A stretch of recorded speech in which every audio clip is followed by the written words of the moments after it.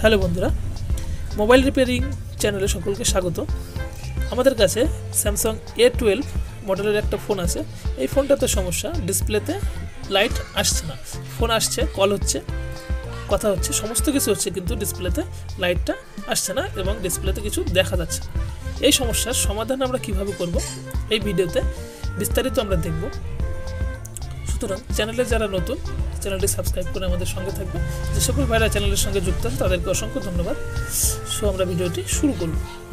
সর্বপ্রথম আমরা সেটটা ওপেন করে নেব। ওপেন করে নেওয়ার পর মাদারবোর্ডটাকে ক্যাসিং থেকে আলাদা করে নেব।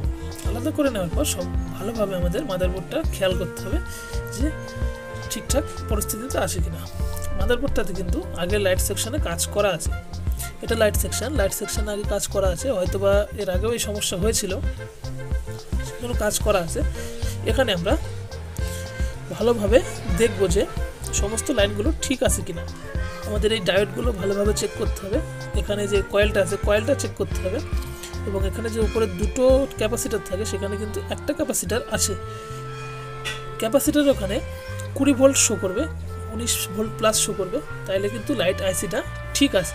সেহেতু আমরা এখানে দেখে নিলাম ভোল্টেজটা ঠিক আছে, সেহেতু আমাদের লাইট আইসিটা ঠিক আছে।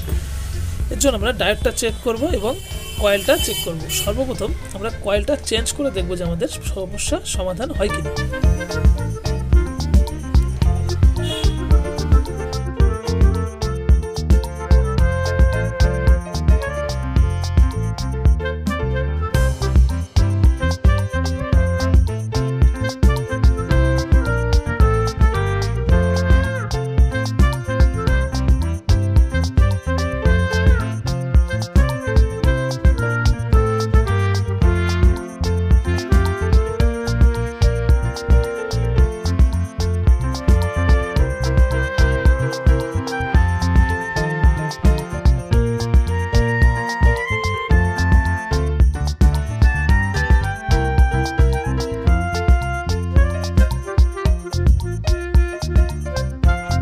লাইট কয়েলটা চেঞ্জ করে নিয়েছি।